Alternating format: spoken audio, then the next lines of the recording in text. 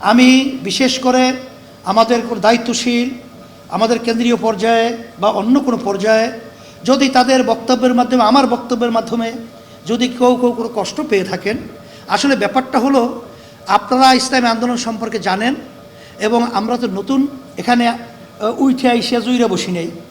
এই কাজ করতে গেলে মাঠে ময়দানে কিছু ভুল হতেই পারে, কিছু বক্তব্যের ভিতরে বিতর্ক জন্ম হতেই পারে। এই জন্য বিশেষ করে আমি ক্ষমা প্রার্থী। আমি জাতির কাছে সবার কাছে আমি বিশেষ করে আমি বলবো, আপনারা আমাদের কোনো কথায় কষ্ট পেয়ে থাকলে আল্লাহর কাছে আমাদেরকে মাফ করে দেবেন। আর সাথে সাথে আপনাদের উদাত্ত আহ্বান জানাচ্ছি, আপনারা আসেন ইসলামের পক্ষে, দেশ গড়ার পক্ষে, মানবতার পক্ষে। 5ই আগস্টের কথা আমি স্মরণ করাই দেওয়ার একটা উদ্দেশ্য আছে। সেই উদ্দেশ্যটা হলো এই, যেখানে ইসলামী আন্দোলনে কত ছেলেরা, কত আবার ইমামরা, আমার ভাইয়েরা, আলেমরা, হাফেজরা শাহাদত বরণ করলো।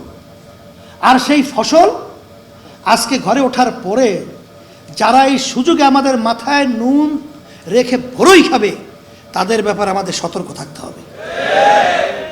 কারণ বিগত দিনে বারবার আমাদের মাথায় নুন রেখে বড়ই খেয়েছে।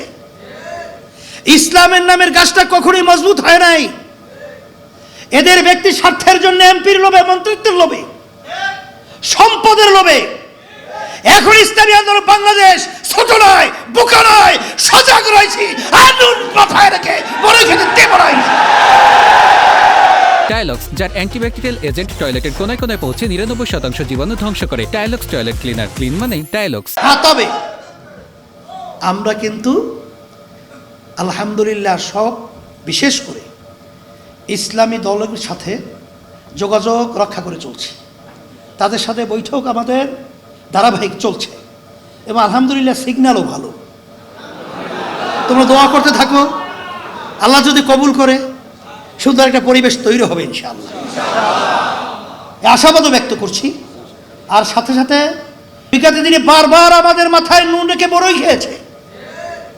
ইসলামের নামের গাছটা কখনোই মজবুত হয় নাই। এদের ব্যক্তি স্বার্থের জন্য, এমপির লোভে, মন্ত্রিত্বের লোভে, সম্পদের লোভে এখন ইসলামী আন্দোলন বাংলাদেশ ছোট নয়, বোকা নয়, সজাগ রয়েছি। আনুন মাথায় রেখে বড় খেতে দেব নাই।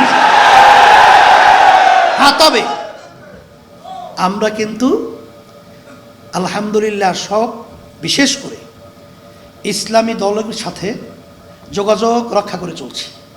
তাদের সাথে বৈঠক আমাদের ধারাবাহিক চলছে এবং আলহামদুলিল্লাহ সিগন্যালও ভালো।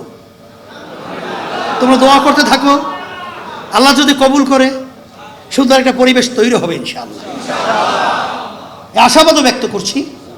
আর সাথে সাথে